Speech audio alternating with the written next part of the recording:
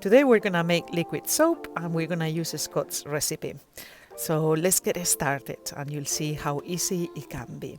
First of all, we're going to measure a little bit of sodium hydroxide.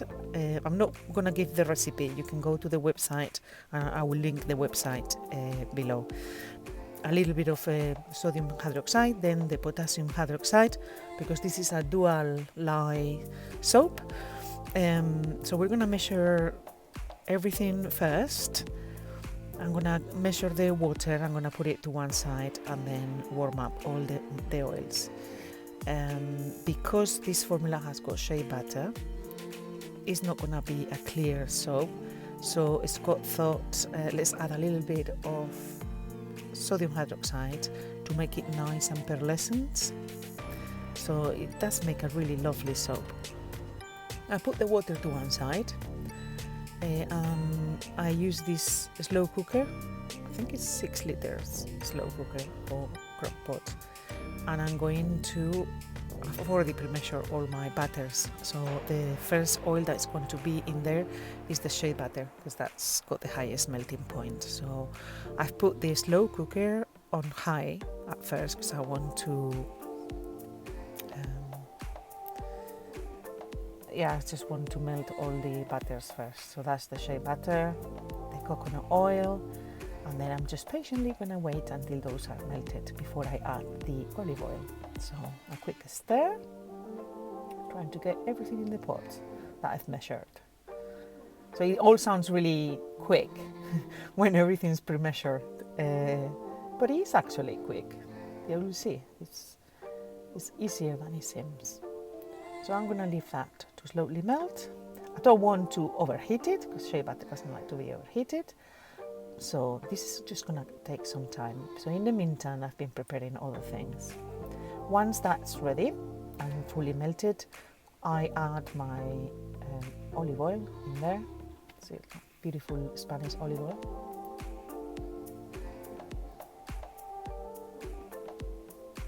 Quick stir, and the next one will be, or the last one will be the castor oil. Castor oil will increase those bubbles in our soap, so we like a little bit of that. Since this is a natural soap, it is not gonna form like shower gel. To me, it's far superior than that. It's a completely different type of lather. But it doesn't have those small bubbles the shower gel has. It's lovely. Now that everything is ready, I'm gonna add the potassium hydroxide together with the caustic soda into the water. I go slowly as opposed to when I make solid soap, because I like to dissolve it really well and slowly in this case, all right? The reaction is very different to when you use caustic soda. This is glycerin, so we're adding lovely glycerin. I like to add it at this stage, okay? So once everything is fully dissolved, you see, really nice clear water in there. I used my own distilled water because I've got a water distiller. And straight to the pot. Everything's really hot. The oils are hot, and the lye solution, it's freshly done, so everything goes really hot into the pot. That's the way forward, so you don't need to stick blend for too long. Let's start with the stick blending. I counted about 12 minutes, okay? Sometimes it takes less, sometimes it takes longer. I don't know why. Maybe it's the temperature of my oils. So patient, just keep going. It's a different sensation to when you're doing cold process soap. And definitely it takes a lot longer to get to a trace, but you will get used to the feel once you've done a few batches. All you need to remember is that if you want to take a break, doesn't matter, you can take a break, come back later. This hand blender is not particularly powerful, and it does tend to get a bit overheated, but I've got about 25 stick blenders, so I think I can change if it gets a bit heated. So I just, you see, I don't need to do much. I stay in one place because I really don't want to splash this raw soap It's very hot, it's very caustic, so I'm trying to avoid splashing. So I stick blend in one spot, and then when I stop, I move my blender, you see, then we keep it nice and safe. So just go until you see what's going to happen next. You know, you start feeling like it's thickening up a little bit. It's kind of weird if you're used to cold process soap, but it's definitely very rewarding when you definitely get there. So yeah, keep blending. I love this recipe actually. You know, ever since I tried it first time, I thought it's just so nice to have a matching recipe to the antimicrobial cold process soap, you know, to have exactly the same oils but in a liquid form. I think it's really good. I don't actually sell them on my website anymore, but I just love making them for my friends, family, and sometimes I get requests to sell some, so I do that as well. Can you see that it's thickening up? So we're almost there, and we just, when we see it's getting a little bit thicker, I always keep going until I see definitely it's getting harder. Okay, so today I'm gonna stop a little bit earlier than I did in my last video. So you see, I see that it's trace clearly. So I put the stick blender to one side, and now I decide to just sort of do it by hand. So I want to see the process slowly. Okay. Now it's kind of changing texture. Can you see like little applesauce? And at this point you may panic thinking, oh my goodness, this is separating. But no, it's not. It's just doing its thing. Keep stirring, and then you'll see the magic happen. Suddenly it just goes back to where it was. So it's like a little change in texture, and then it goes back to where it was. Nice, glossy, thick custard.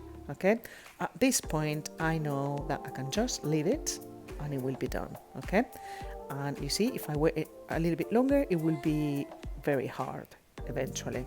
Okay, in my last video I think I continued stick blending until the blades stopped because it was so hard. It doesn't really matter how far you take the blending. I stopped earlier today and hand stir, but it's still gonna get hard because, you know, once you reach trace, it's done. Can you see? This is after probably a couple of hours, and I can see it's getting very different and it's getting translucent. Okay, so I'm just gonna leave it, and the next day, so rather than babysitting it like I did last time, I just left it overnight. Okay, and switched the slow cooker off, and I left it. The next day came back and I put my first liter of distilled water. I turned the heat to low just to give it a little help. You know, at the beginning it's very hard to start the dilution process.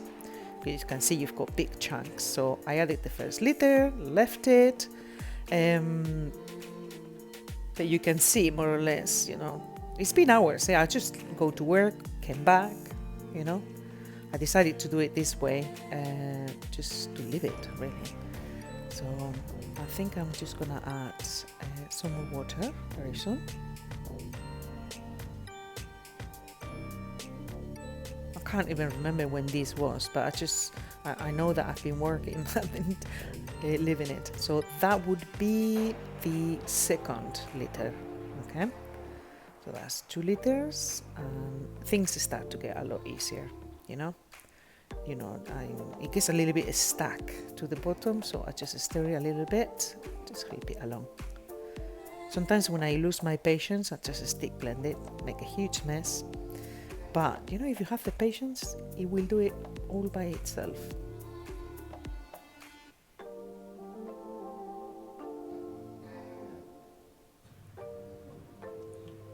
You see, it's just doing it. So a few clumps in there, but it's done as much as it could with the water that I gave it. So I think we're ready for the third liter of water.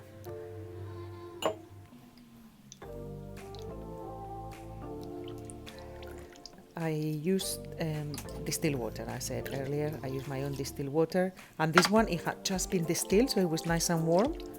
So I thought, okay. Other than that, I don't have the heat in the slow cooker anymore. I just leave it to it. You see, it's got very little left to go. And that's it. It's a little lump in there, but it's all pretty much done. Very liquidy. It's a little bit warm, liquidy, but I like it that way. I'm gonna now make the saline solution, okay? So I measure the salt.